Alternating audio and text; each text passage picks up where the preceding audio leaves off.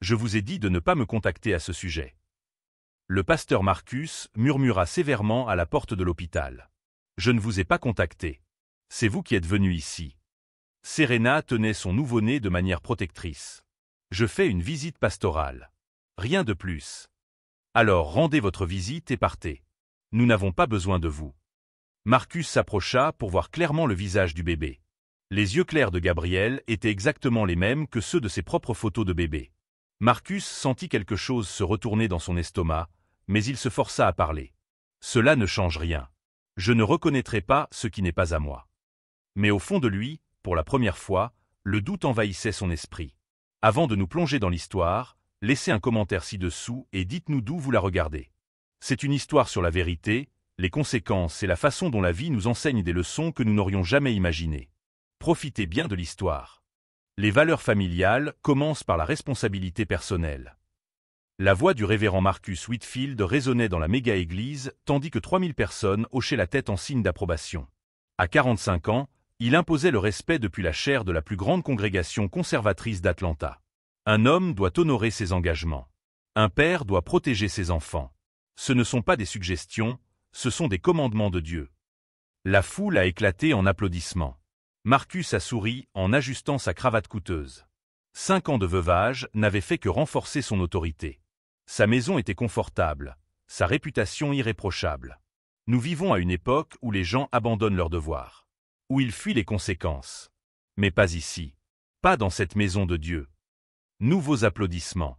Marcus ressentit la sensation familière de contrôle. Dans le coin au fond, Serena Washington vidait silencieusement les poubelles. À 28 ans, elle travaillait à temps partiel pour nettoyer l'église, tout en conciliant un autre emploi dans un restaurant.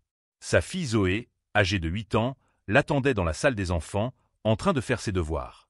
Marcus n'avait jamais vraiment remarqué Serena. Elle faisait partie du décor, comme les meubles ou les compositions florales. Juste un visage de plus dans son monde parfait. Certaines personnes, poursuivit Marcus en élevant la voix, pensent pouvoir poser des exigences. Elles pensent pouvoir menacer des hommes pieux avec des mensonges et de la manipulation. Mais la vérité l'emporte toujours. Serena s'arrêta, le chiffon à la main. Quelque chose dans le ton de sa voix la fit lever les yeux. Marcus agrippa le pupitre. Les fausses accusations n'ont pas leur place dans cette église. Nous protégeons nos pasteurs des loups déguisés en agneaux. La congrégation applaudit avec enthousiasme. Plusieurs personnes regardèrent en direction des agents d'entretien en chuchotant. Serena sentit son estomac se nouer. Elle rassembla rapidement ses affaires. « Souvenez-vous, déclara Marcus, Dieu voit tout. Chaque mensonge, chaque manœuvre, chaque tentative de détruire ses serviteurs. La justice viendra. » À la fin du service, Marcus serra la main de ses admirateurs. Serena sortit par la porte latérale avec Zoé. Aucune des deux ne se doutait que, dans exactement 7 mois, leur vie allait se heurter d'une manière qui mettrait à l'épreuve chaque mot que Marcus venait de prêcher. Et Marcus Whitfield, l'homme qui venait de promettre que la vérité triompherait toujours, était sur le point de découvrir ce qui se passe lorsque cette vérité porte son propre ADN. Le réveil de Serena sonna à 5 heures du matin. Nettoyage de l'église avant son service au restaurant. 2 emplois pour payer le loyer et acheter de l'insuline pour sa mère diabétique, Dolores. « Maman, tu as besoin de tes médicaments, » dit Zoé en regardant Dolores vérifier son taux de glycémie. « Je sais, ma chérie. Maman travaille dur pour nous. » À l'église, Serena aspirait tout en écoutant Marcus répéter son sermon sur la responsabilité financière. L'ironie ne lui échappait pas. Il vivait confortablement, tandis qu'elle comptait chaque dollar. Marcus était assis dans son bureau, entouré de diacres loyaux qui s'occupaient de tous ses problèmes.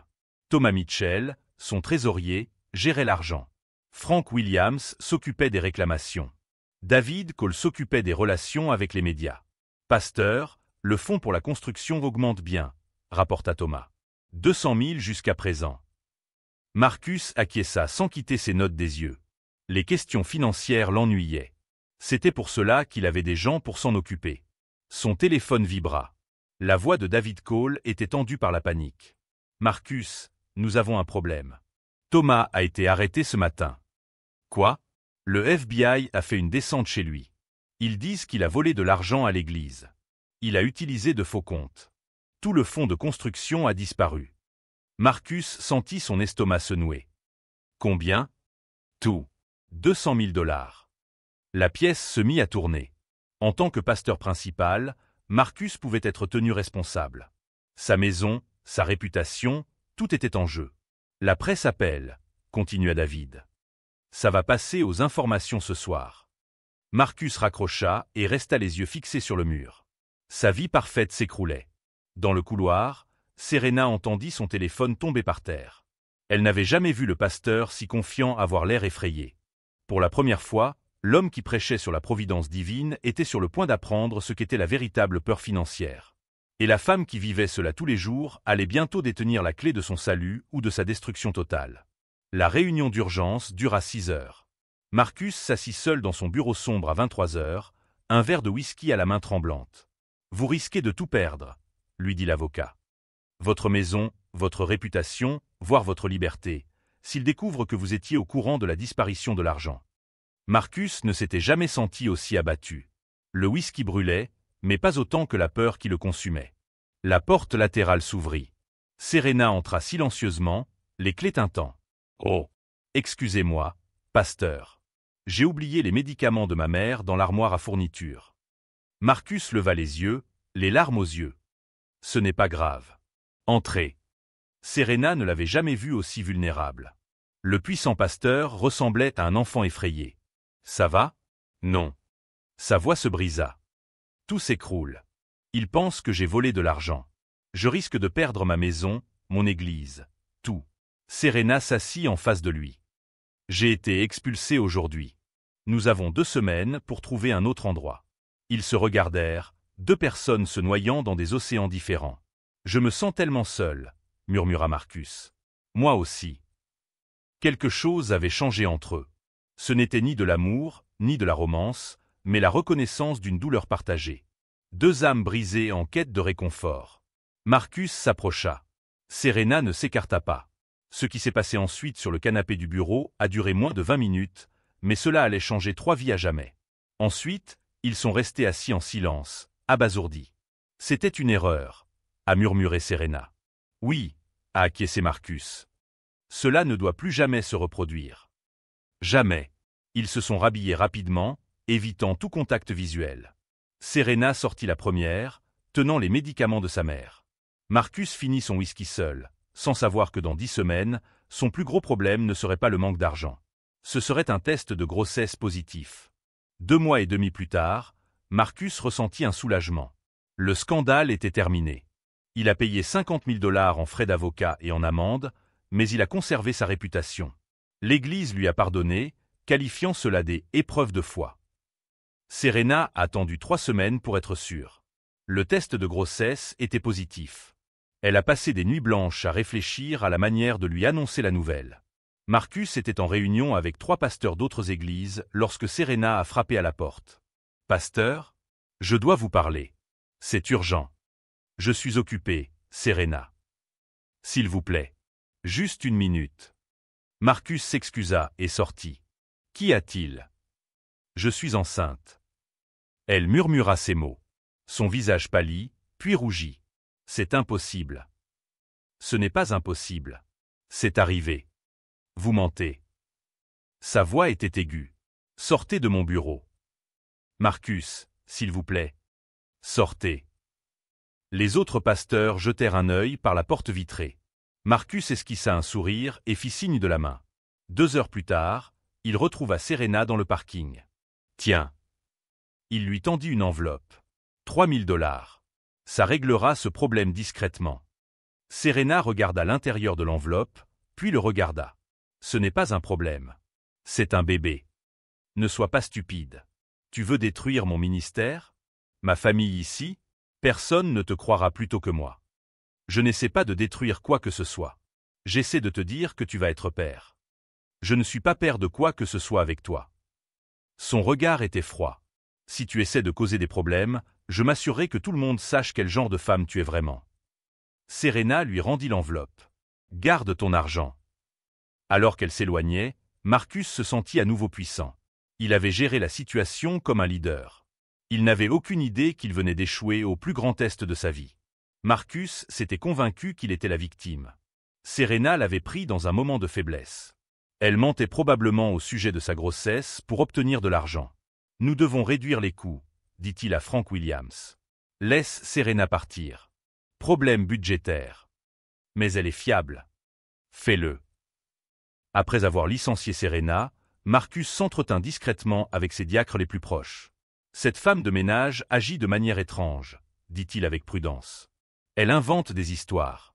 Je pense qu'elle a des problèmes mentaux. Devons-nous nous inquiéter? Demanda le remplaçant de Thomas Mitchell. Restez vigilants. Certaines personnes essaient de nuire au bon pasteur avec des mensonges. Marcus installa des caméras de sécurité dans toute l'église. Il commença à enregistrer toutes les réunions privées. Il appelait cela de la protection. Le dimanche arriva. Marcus monta en chair pour prêcher avec une ferveur renouvelée. Mes frères et sœurs, Satan attaque les serviteurs de Dieu par des mensonges et de fausses accusations. La foule écoutait attentivement. Certaines personnes disent n'importe quoi pour détruire un ministère. Elles inventent des histoires. Elles essaient de piéger les hommes bons. Amen, s'écrièrent plusieurs personnes. Mais Dieu protège ses pasteurs. La vérité l'emporte toujours sur les mensonges.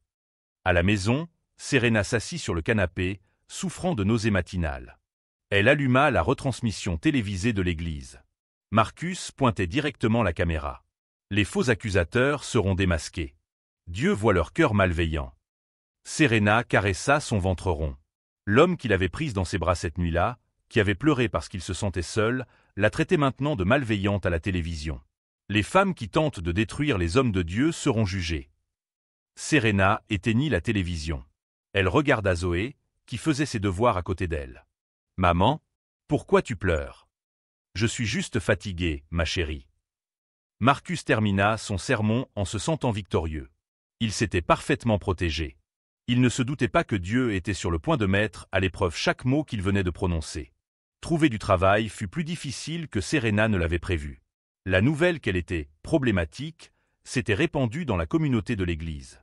3 emplois de femme de ménage lui furent refusés sans explication. « Maman, pourquoi tu ne peux plus travailler à la grande église ?» demanda Zoé pendant le petit déjeuner. « Parfois, les adultes ont des problèmes, ma chérie.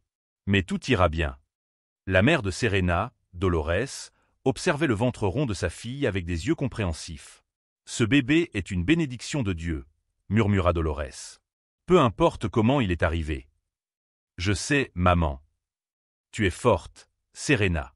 Plus forte que tu ne le penses. » Finalement, Serena trouva un emploi de femme de ménage dans 2 maisons situées à l'autre bout de la ville. Madame Patterson et Madame Chen étaient des femmes gentilles qui ne posaient pas de questions sur son passé. Le dimanche matin, Serena ne parvint pas à se rendre à l'église de Marcus. Elle entra plutôt à Mont Olive Baptiste, une petite église de son quartier. Le pasteur Williams, un homme âgé aux yeux bienveillants, l'accueillit à la porte. « Bienvenue, ma sœur.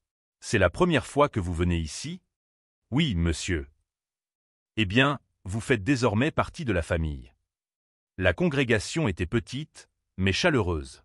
Lorsqu'ils ont appris que Serena était enceinte et en difficulté, le soutien est venu naturellement. « J'ai des vêtements de bébé de mon petit-fils, » a déclaré Madame Rosa. « Ma fille peut s'occuper de Zoé après l'école, » a proposé Madame Johnson. « Si vous avez besoin de quoi que ce soit, appelez-moi, » a déclaré le diacre Brown en lui tendant sa carte de visite. Ce soir-là, Serena s'est assise dans son petit appartement, une main posée sur son ventre. « Ton père ne veut pas te connaître, » a-t-elle murmuré. « Mais maman le veut. Ta sœur le veut. Ta grand-mère le veut. Tu seras aimée, ma petite. Très aimée. » Pour la première fois depuis qu'elle avait appris sa grossesse, Serena sourit. Elle était en train de construire une armée d'amour autour de son enfant à naître. Marcus les avait rejetés tous les 2, mais il ne serait pas seul. Les contractions commencèrent à 3 heures du matin. Serena appela sa mère. « C'est l'heure, maman. » Dolores les conduisit à l'hôpital public, tandis que Zoé tenait la main de Serena sur la banquette arrière. « Le bébé arrive ?» demanda Zoé. « Oui, ma chérie. Ton petit frère est prêt à nous rencontrer. » Le travail fut long et difficile. Serena tenait la main de Dolores à chaque contraction. Zoé attendait dans le salon, en coloriant des dessins pour le bébé.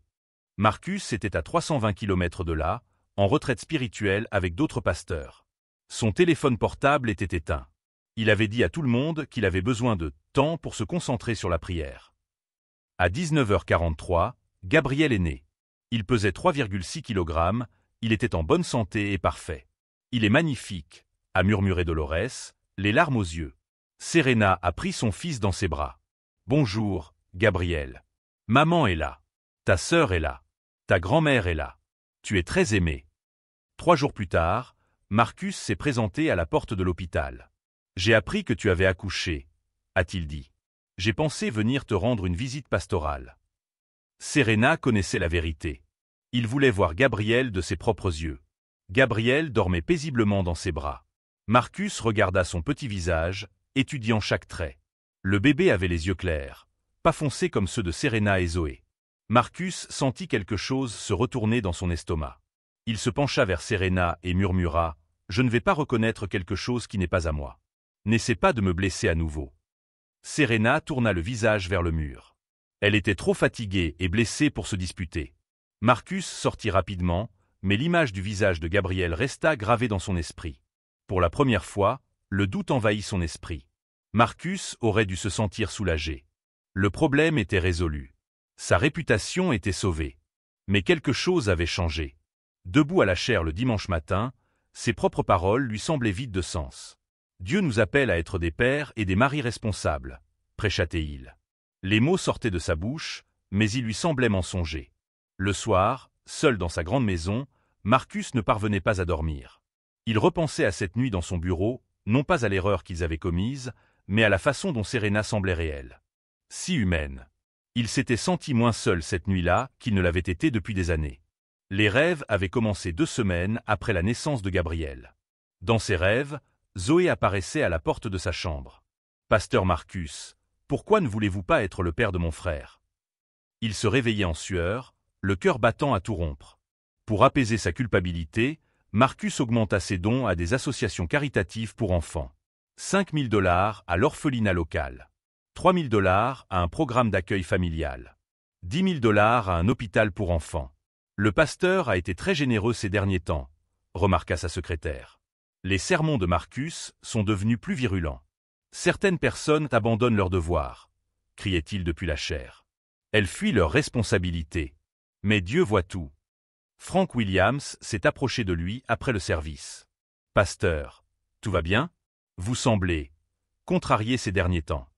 Je vais bien. Je suis juste passionné par la justice. Mais Frank n'était pas le seul à l'avoir remarqué. Marcus était désagréable avec sa secrétaire. Il était désagréable avec les diacres. Son sourire semblait forcé. Tard dans la soirée, Marcus passa en voiture devant l'immeuble de Serena. Il la vit par la fenêtre, tenant Gabriel dans ses bras, avec Zoé qui lisait à côté. Il ressemblait à une vraie famille. Marcus rentra chez lui, dans sa maison vide, et se servit un verre. Pour la première fois, il se demanda ce qu'il avait vraiment perdu. Marcus ne pouvait s'empêcher de penser à Gabriel. Pendant les baptêmes du dimanche, lorsqu'il tenait d'autres bébés dans ses bras, ses mains tremblaient. « Ça va, pasteur ?» demanda Madame Henderson lorsqu'il faillit laisser tomber son petit-fils. « Je suis juste fatigué », mentit Marcus. Son obsession grandissait. Il engagea un détective privé. « J'ai besoin que vous surveilliez quelqu'un », dit Marcus à l'homme. « Serena Washington. Elle pourrait causer des problèmes à l'église. » Quel genre de problème? Surveillez-la simplement. Rapportez-moi tout. 2 semaines plus tard, le détective l'appela. Votre Serena Washington est irréprochable, pasteur. Elle a 2 emplois, elle s'occupe bien de ses enfants. Elle ne dit jamais du mal de personne, surtout pas de vous.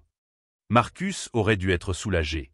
Au lieu de cela, il se sentit encore plus mal. Autre chose. Mais il y a une chose étrange. Son bébé a les yeux clairs. Très clairs. Mais elle et sa fille aînée ont les yeux marron foncé. Marcus raccrocha le téléphone. Ses mains tremblaient à nouveau. Il se mit à rouler dans le quartier de Serena sur le chemin du retour de l'église. Sans s'arrêter, juste, en observant. Un soir, il a vu marcher avec Gabriel dans une poussette et Zoé à ses côtés. Même de loin, il pouvait clairement voir le visage de Gabriel. Le bébé ne ressemblait en rien à Serena. Mais il était exactement comme Marcus quand il était bébé. Sa mère lui avait montré ses photos des milliers de fois. Ce soir-là, Marcus resta à se regarder dans le miroir de la salle de bain. Il prit son téléphone et regarda une photo de Gabriel que l'enquêteur avait prise. Les mêmes yeux, le même nez, le même menton. Marcus agrippa le lavabo jusqu'à ce que ses jointures blanchissent. Et s'il s'était trompé? Et si Gabriel était vraiment son fils? Marcus ne supportait plus le doute. Il a appelé l'enquêteur. J'ai besoin que vous obteniez un échantillon d'ADN du bébé. Apportez-le à un laboratoire. C'est illégal, pasteur. Trouvez un moyen légal. Je vous paierai un supplément. Une semaine plus tard, l'enquêteur a rappelé. J'ai réussi. Le bébé est allé chez le médecin hier. J'ai prélevé un échantillon dans un verre qu'il a utilisé. Je l'ai envoyé au laboratoire avec votre échantillon de salive. Combien de temps pour avoir les résultats? 5 jours ouvrables. Marcus a à peine dormi pendant une semaine. Il a commis des erreurs pendant ses sermons. Il a oublié des rendez-vous. Sa secrétaire lui a demandé s'il était malade. L'enveloppe est arrivée un vendredi. Marcus a verrouillé la porte de son bureau et l'a ouverte avec des mains tremblantes. Probabilité de paternité, 99,9%. Le papier lui a glissé des mains. Marcus l'a relu. Encore et encore. 99,9%. Gabriel était son fils. Son fils. Marcus avait rejeté son propre fils. Il l'avait traité de menteur. Il avait menacé sa mère. Il avait nié son existence. La pièce s'est mise à tourner. Marcus a couru vers sa salle de bain privée et a vomi. Puis il s'est assis par terre et a pleuré plus qu'il n'avait pleuré depuis la mort de sa femme.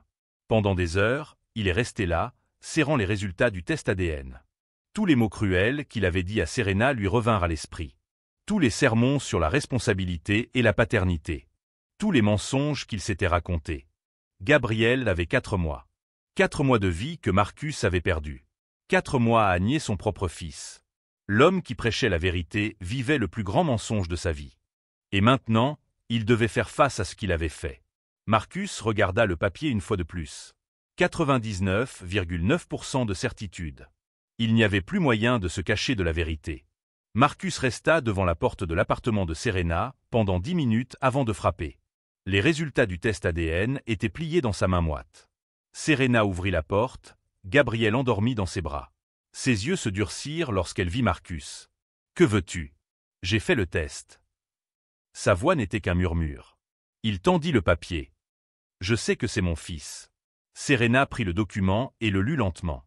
Son visage se durcit à chaque mot. « Maintenant, tu sais. » Sa voix était glaciale. « Tu avais besoin d'un papier pour me croire? » Serena, je. « Qui est cet homme, maman? » Zoé apparut derrière sa mère, l'air curieux. Serena ne quittait pas Marcus des yeux. C'est le père de Gabriel. Celui qui ne voulait pas être père. Et qui ne le veut toujours pas. Je veux. Non. Serena désigna le papier dans sa main. Tu as un bout de papier qui dit que tu es père. Ça ne fait pas de toi un vrai père. Marcus tenta de faire un pas en avant. S'il te plaît, laisse-moi t'expliquer. Expliquer quoi? Que tu m'as traité de menteuse. Que tu as dit que mon bébé n'était pas le tien. Que tu m'as menacé. Gabriel remua dans ses bras. Serena le serra plus fort contre elle. 4 mois, Marcus. Il a 4 mois. Tu as perdu 4 mois de la vie de ton fils parce que tu ne m'as pas cru. J'avais peur. Moi aussi, j'avais peur. Mais je n'ai pas fui mon fils. Marcus sentit les larmes lui monter aux yeux. Que puis-je faire? Serena le regarda longuement. Puis elle recula d'un pas et commença à fermer la porte. Va-t'en, Marcus. Reviens quand tu seras prêt à être un vrai père. Pas seulement un nom sur un bout de papier. La porte se referma devant lui. Marcus resta seul dans le couloir, tenant dans ses mains une vérité qui arrivait trop tard. Marcus ne dormit pas pendant une semaine. Il appela l'église pour dire qu'il était malade et resta assis chez lui, à regarder les résultats du test ADN. Finalement, il a pris rendez-vous avec le docteur Richard, un conseiller chrétien de la ville voisine. « J'ai rejeté mon propre fils », a avoué Marcus. « J'ai traité sa mère de menteuse. Je les ai menacés tous les deux. » Le docteur Richard l'a écouté sans le juger. Le véritable changement prend du temps, Marcus. Des années, pas des semaines. Et il commence par une honnêteté totale. Comment puis-je réparer cela? Vous ne pouvez pas réparer cela. Vous devez le gagner. Un jour à la fois. Marcus est retourné à l'appartement de Serena une semaine plus tard. Cette fois, il a apporté des couches, du lait en poudre et une lettre manuscrite. Serena ouvrit la porte avec prudence. « J'ai écrit ceci pour vous », dit Marcus en lui tendant la lettre. « Je ne demande pas votre pardon. Je demande une chance de connaître mon fils. » Serena lut la lettre en silence pendant que Marcus attendait. Il s'agissait de 3 pages de confessions honnêtes et de promesses de changement. « Gabriel, dit-elle enfin. Il s'appelle Gabriel. Et voici Zoé, sa sœur. » Marcus hocha la tête. « Gabriel. Et Zoé. Si je te laisse entrer, il y aura des règles. Tu ne viendras que quand je te le dirai. Tu ne mettras pas de pression sur les enfants. Et tu prouveras que tu as changé, non pas avec des mots, mais avec des actes. Je comprends. 2 heures, 3 fois par semaine. Sous ma surveillance. Un faux pas et tu pars pour de bon. » Marcus s'acquiesça rapidement. « Oui. Merci. » Serena s'écarta pour le laisser entrer. « Assieds-toi là. » Elle désigna le canapé. « Ne le touche pas avant que je te dise que tu peux le faire. » Marcus s'assit et regarda Gabriel qui dormait dans sa poussette. Son fils. Pour la première fois depuis des mois, Marcus ressentit de l'espoir. La première semaine de visite de Marcus fut une succession de désastres. Il tenait Gabriel trop fermement. Le bébé pleurait constamment dans ses bras. « Soutenez mieux sa tête, » dit Serena patiemment. « Comme ça ? » ?»« Non, Marcus. Comme ça. » Elle lui montra à nouveau. Zoé observait depuis la table de la cuisine, en faisant ses devoirs. Au bout de 20 minutes, elle prit la parole. « Pourquoi as-tu mis si longtemps à venir voir mon frère ?» Marcus se figea. « J'ai commis une erreur, Zoé. »« Une grosse erreur ? » ?»« La plus grosse erreur de ma vie. » Zoé hocha la tête sérieusement et retourna à ses problèmes de mathématiques. Au cours de la 2e semaine, Marcus était déjà capable de changer une couche sans aide. Ses mains, habituées à gesticuler à la chair, apprenaient un travail plus délicat. « Il aime quand tu le berces un peu, » dit Serena, tandis que Gabriel pleurnichait. Marcus essaya le mouvement de balancement. Gabriel cessa de pleurer. « J'ai réussi, » dit Marcus, surpris. « Tu apprends vite. » Au cours de la 3e semaine, Zoé demanda de l'aide pour ses devoirs. « Je ne comprends pas les fractions, » dit-elle. Marcus s'assit à côté d'elle et lui expliqua patiemment. Pour la première fois, elle lui sourit. « Tu es doué en maths. »« Merci, Zoé. » Au cours du 2e mois, Marcus savait déjà réchauffer le biberon à la perfection. Gabriel se calmait rien qu'en entendant sa voix.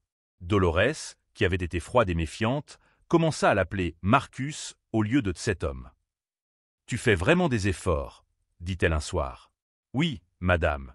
Je fais de mon mieux. » Serena regarda Marcus donner le biberon à Gabriel. Les petits doigts du bébé enserraient le pouce de Marcus. « Il te fait confiance maintenant, » dit-elle doucement. Marcus regarda son fils. « Je n'aurais jamais imaginé que ce serait comme ça. »« Quoi ? D'être nécessaire. Vraiment nécessaire. » Pour la première fois, Serena esquissa un sourire. 8 mois après la naissance de Gabriel, Marcus lui donnait son biberon du soir. Les yeux du bébé restaient fixés sur le visage de Marcus tout le temps. « Il est toujours calme avec toi maintenant, » dit Serena depuis la cuisine. C'était une petite remarque, mais Marcus remarqua le changement dans sa voix. Moins froide. Presque chaleureuse. « Je n'aurais jamais pensé être capable de faire ça, » admit Marcus.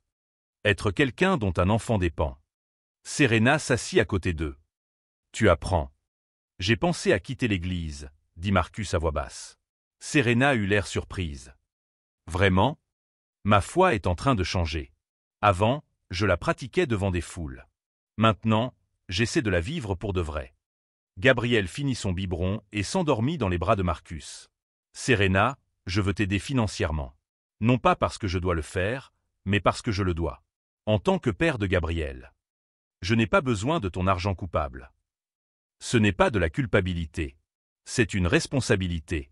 Laisse-moi t'aider à trouver un meilleur endroit. Dans le même quartier, pour que Zoé ne change pas d'école. » Serena resta silencieuse pendant un long moment. « Il y a une petite maison à 2 pâtés de maison d'ici. Elle a un jardin pour les enfants. Nous irons la voir demain. » Zoé sortit de la chambre en pyjama. « Maman, je peux te poser une question. »« Quoi, ma chérie ? » ?»« Je peux l'appeler papa Marcus, comme je t'appelle maman ?» La question les prit tous les deux par surprise. Marcus sentit les larmes lui monter aux yeux. « Tu es d'accord ?» demanda Serena à Marcus. « Plus que d'accord. » Zoé grimpa sur le canapé à côté d'eux, regardant Gabriel qui dormait. « Maintenant, nous sommes une famille, n'est-ce pas ? Une famille différente, mais une famille quand même. » Marcus regarda les 3 personnes devant lui, son fils, sa fille et la femme qui lui avaient donné une seconde chance. Oui, murmura-t-il. Nous sommes une famille. 1 an et demi après la naissance de Gabriel, Marcus prit sa décision finale. Il s'assit face à 3 chefs religieux dans leur bureau du centre-ville. « Je dois vous parler de mon fils, » dit Marcus. Les hommes écoutèrent en silence, tandis que Marcus confessait tout. Gabriel. Le déni. Le test ADN. Les mois qu'il avait passés à apprendre à être un vrai père. « Nous avons besoin de votre démission, » a finalement déclaré l'évêque Coleman. « Je comprends. Pas de scandale. Juste une transition en douceur. Vous pouvez dire que vous avez été appelé à un autre ministère. » Marcus a acquiescé. Il s'y attendait. 2 semaines plus tard, Marcus a prononcé son dernier sermon. Il a parlé de grâce et de seconde chance, mais n'a pas fait de confession publique. Certaines vérités étaient destinées à une guérison privée. Il trouva un emploi dans l'administration d'une organisation chrétienne à but non lucratif. Le salaire était moins élevé, mais la culpabilité avait disparu. Marcus acheta une petite maison à 2 pâtés de maison de Serena et des enfants. Assez proches pour faire partie de leur vie quotidienne, mais assez éloignés pour permettre à la relation de se développer naturellement. Gabriel, maintenant âgé de 18 mois, allait et venait librement entre les 2 maisons. Il appelait Marcus « papa » et Serena « maman » avec la même joie. Zoé, maintenant âgée de 10 ans, avait Marcus pour l'aider à faire ses devoirs tous les soirs. Elle n'a plus jamais posé de questions sur son père biologique. Marcus était le père dont elle avait toujours eu besoin. Les samedis matins étaient devenus un moment sacré. Marcus préparait des crêpes tandis que Gabriel était assis dans sa chaise haute, babillant joyeusement. Zoé racontait des blagues qui faisaient rire tout le monde. « Encore, s'il te plaît, papa », disait Gabriel, ses mains collantes attrapant une autre crêpe. « Ça arrive, mon petit bonhomme. » Serena buvait son café et observait sa famille improvisée avec admiration. Ce n'était pas la vie qu'elle avait prévue, mais elle était remplie d'amour véritable. Marcus avait appris la vérité. Le véritable ministère ne consistait pas à diriger des foules depuis des chairs dorées. Il consistait à préparer des crêpes le samedi matin, à aider à faire les devoirs et à raconter des histoires avant de se coucher. Il consistait à être présent, chaque jour, pour les personnes qui avaient le plus besoin de lui.